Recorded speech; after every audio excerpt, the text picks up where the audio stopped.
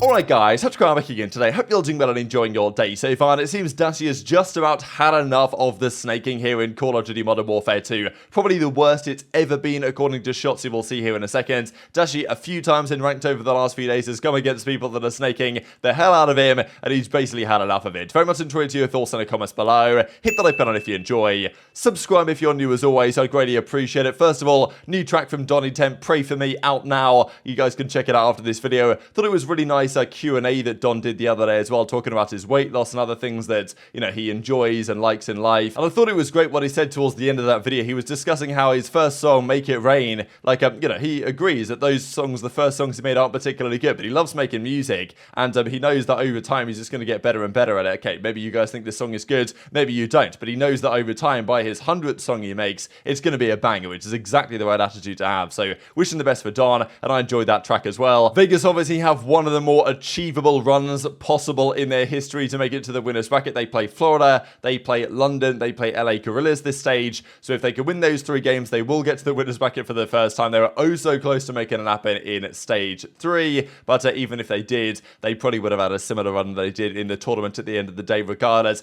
Arcitys, a few comments from him on the 4 stacks, do map voting, because it's getting to that point where a ranked play arrives, there's a lot of optimism around it, a lot of like honeymoon periods, and then it takes a certain few months, and then people think, oh okay, actually we want to get this fixed, that fixed, and there's some issues with it that pro players want resolved, but it's kind of a classic Call of Duty cycle type thing. When the game would used to launch in November, people love it at first, and it takes maybe 2 or 3 months for people to get really frustrated about the problems, and they kind of forget about all the good things about it. But agreed, there are some things that they should solve, and Arcitys has some ideas as to exactly what they should do. This also, though, a lot of you guys pointed out to me this deleted tweet from Arcitys at Simp, and aBeZy, drop Nick, I'm ready to phase up again. Now this was then deleted. Now Arcitys has been going through a rough time, right? There's no doubt about it. After getting dropped from FaZe, joining LAG, getting the bag from LAG, but now that bag is disintegrated because the organization is collapsing and leaving the sport. At the end of the season, now when I first saw this, I thought that he was talking to Nick as in Nick Classic. So Nick Classic, or just Classic, right, is the substitute for FaZe,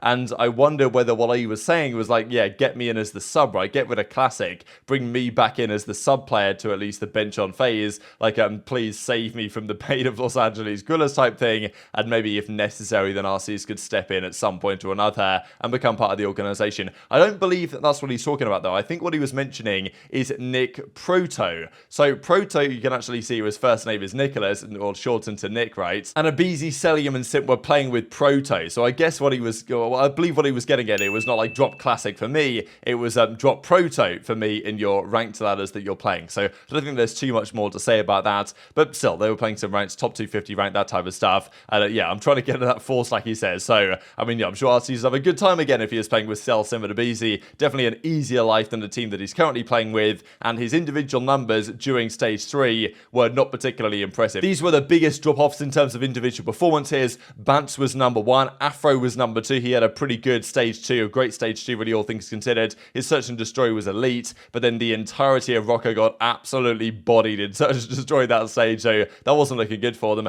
Drazah as well, though, from an 87 in stage 2 to only a 69 rating in stage 3. Now, you know, the ratings are always a little bit funky and don't probably truly represent how impactful the player was, but still, certainly Drazah had a worse stage in stage 3 than he did in stage 2, and I've got him in my fantasy, so I'm hoping he's going to bounce back here going forward. But Arcitys gets the Burger King award, 58 overall. I believe that was the lowest number in the league, dropped down from a 74 from stage 2. He had a rough time. He had a 1.00 in hard points, but like the actual kills and hill time and damage weren't looking good, and obviously the KDs are much worse in the other game modes as well. So tough scenes for Arcitys lately. He gets the Burger King award from Lion Man, and yeah, well, maybe it will get better for him sometime soon, but it's not exactly a guarantee. Even he goes on to say that people talk about the CODs are bad, but throw on the loud equalization, the legal cheat, and make it even worse. And this is the issue nowadays with the pro players, is that the pros would like to play a game that's better than it is, but the developers can't fix the game. The loud equalization is a thing, the snaking is a massive problem, there's other issues in the game as well, and the pros want to play a better game.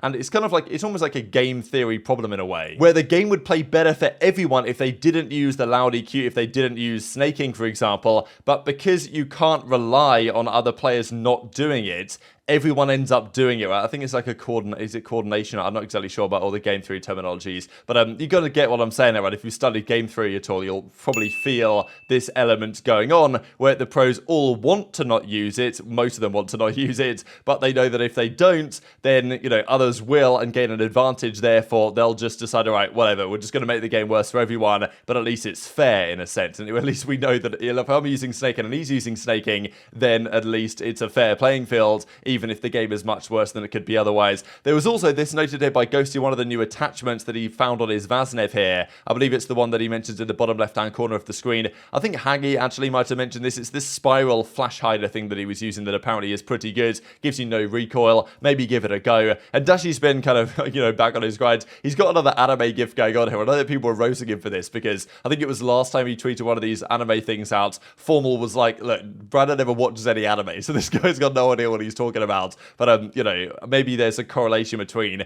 how whenever Dashy tweets an anime gif, is he going to fry the next series? Is he not? What's OpTic win-loss after the anime gif tweets? Bit of a question mark for Brian Stats to find out there. Maybe this means that he's been frying behind the scenes in scrims, maybe it doesn't. But Dashy's been getting frustrated in, especially ranked play over the last few days, of the state of snaking in the game. And as I say, there's other issues with the game as well. But I'll just show a couple of clips here of Dashy running into guys snaking the hell out of him. And you can just see from his POV how tough this is to deal with. And especially if you've not just got a ranked play kid, but you've got a Cellium or, you know, even an Afro is pretty good at it, using this in a game. Like, I mean, man, it's an absolute devastating time. And the players are running into it again and again. Clayster mentioned it the other day that 10 lives in a row he spawned in and got into a gunfight with snaking. And back in the day, players wouldn't use this in practice. They would just really use it in the actual matches themselves. But, and maybe they wouldn't even do that sometimes, but they wouldn't abuse it in practice usually. But now the players are practicing it as part of the game state itself, and it's just devolved into an absolute disaster where, you know, Dashy's not a happy man, and you can understand why. Look at him, he's snaking lobby. He's snaking like there's no tomorrow. That is criminal. Snaking with a trophy? That should be illegal, bro. Dude, like, that should be illegal to snake like that. Like, oh my god, dude, like, snaking on, like, literally online is insane. We lost.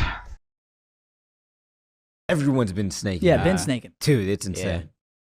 Yeah. It's been like, a thing since, like, no, PC but I feel like this really. game is insane, though, dude. Like, it's like the worst it's ever been. I mean, I didn't play IW IW. is bad. Yeah, I didn't play an IW, so I wouldn't like. I feel like right now it's definitely like it's like, dude, it's practiced. You know what I'm saying? Yeah, like everyone's it's not like everyone knew how to snake, but now it's practice. Wait, that's the best way to put it. Because now it's not frowned upon. Well, I feel like back then, cares. like in streams, no one really did like that. I mean, you would see it like occasionally, but like now it's like like, bro, if you're not practicing it, you're actually like. So let me ask you this. So before in the past, people were just like obviously snaking, but now they're actively going out of their way to practice and the art of snaking. Yeah, they're trying to get the reform down. That's what they're trying to do. Yeah, everyone's doing it. Why would I put myself at a competitive disadvantage just because I have morals? Oh, like, what? Yeah.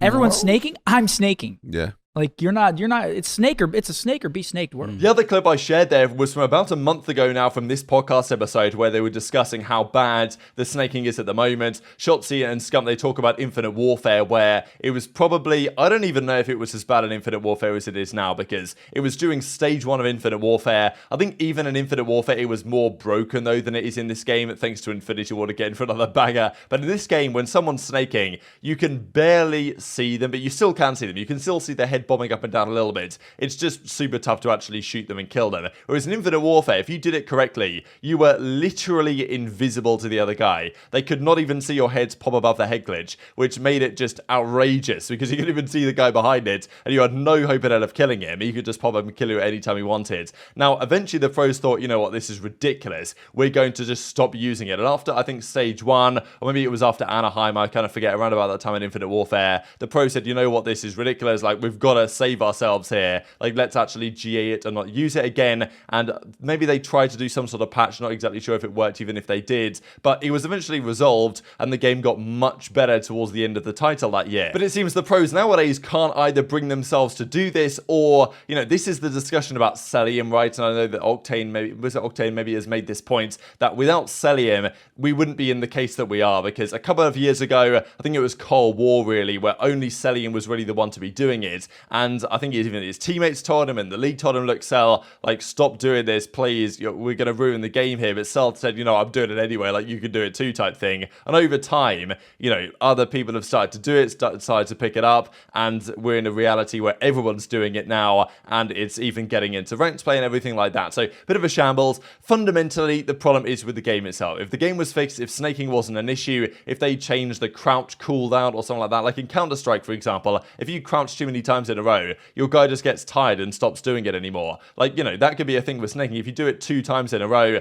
you start to slow down, it starts to not work anymore. There's solutions around this, or just fix the hitboxes, but that's obviously not ideal either. And with pros like Cellium and pros like Drazah about who are going to abuse whatever mechanics they can, like, you enter this state where every pro is just going to abuse it nowadays, regardless of if it makes the game far worse to play and to watch as well. So intrigued to your thoughts in the comments, but Dashy clearly not happy, and you can understand why, but there really is no good solution here unless Infinity Ward get their act together and fast, but it's not like the pros really have too much say on what Infinity Ward decides to do. Also, speaking of cards, wanted to mention some of the biggest bounce backs. So we've seen the highest increase was Nasty, going from a 66 rating to a 90 rating for stage 3. Mack as well went from the Burger King to an 80 overall. A lot of that was powered by his pretty impressive control stats, all things considered, and Sib had a plus 13. Not exactly sure how Sib managed to get to a 93 here, but I think it's just because he had great kills and damage over especially the respawns and in the search and destroy first blood rate and damage per round. So by the stats, like the pure KDs, it doesn't look like Sib had a crazy stage, but in terms of impact, he was definitely up there. And then CleanX had also one of the most with plus 13. I mean, if you're going from 80 and you're on the biggest bounce backs, like, you absolutely fried and probably won the event, as was the case there with CleanX. These, though, the lowest 10 rated players. This is, I know that some people are saying, the most teamwork ever shown by Rokkr this season, to find themselves all 4 in a nice little square here in the lowest 10 rated players. Not a good stage for them. We already looked at Arcitys. 2Real was here as well, though. The only Vegas player to be here, actually, a 0.75 in search and destroy. Not particularly good. I do feel like also that Havoc gets largely hard done by some of these cards, because Havoc gets a 65 rating here. His KDs are about a 1, so you'd feel like he should be rated higher than that. But it looks at mainly what this comes down to is kills per 10 minutes and damage compared to respective players in a similar role, and Havoc has some of the lowest numbers in those categories in the entire league. Part of that is down to his playstyle, right? Like, Capsule is going to be the fast-paced guy that's going to get all the engagements. Havoc is more of a route-heavy guy, and I think he does make intelligent plays and is more impactful than his rating suggests. I feel like just in general his rating, he gets kind of hard done by just the way these cards are calculated, and these are for fun at the end of the day. The ratings don't mean that much. Paulx was here, he got dropped. Fellow still on the team, but yeah, few of these guys are certainly at risk of getting dropped, I believe, in the near future if fortunes for their teams do not turn around. On the other side of things, much prettier cards. These are the highest 10 rated players that Lineman put together. Scrappy, number 1 at 99. Pred was 99 as well. I mean, these numbers absurd. 1.56 in search. I don't know what more to say about Pred's stage. Yeah, it was absolutely outrageous. Nero, though, was here as well, and you can tell, again, this is why it comes down to impact, right? In terms of kills and damage in the control was just pretty much 99 almost for Nero, and he got a couple extra points for actually going positive here in the stage. The other thing to mention, though, is that Pred has a 27 seconds in the hard point, and Arcitys has 29 seconds. I don't know what's going on there with Los Angeles Guerrillas, but surely Arcitys should be spending more time in the hard point, and I believe it was Ben who mentioned in a video recently that Cellium has realized, or like maybe FaZe have realized, that their ARs not getting enough hill time is an issue for them in hard point, and I think they've finally come to that realization, because apparently Ben said that Cellium has told him, or maybe Crowder has told him, that they are going to try and get their ARs in the hill more often, so Simp doesn't have to soak up all the hill time anymore. So either that's going to happen for Cell, or maybe for Sasha, I guess we'll see, to allow Simp to try and do what he used to do and drop numbers like Pred was dropping this stage. So then it's Beans who's here, so a couple of guys from Boston, a couple of guys from OpTic, of course, Hydra still here with incredible numbers across the board, Sib and CleanX to round out the top 10. So very much intrigued to your thoughts on all this in the comment section below. Hit the like button if you enjoyed, subscribe if you're new, take care, and I'll see you next time.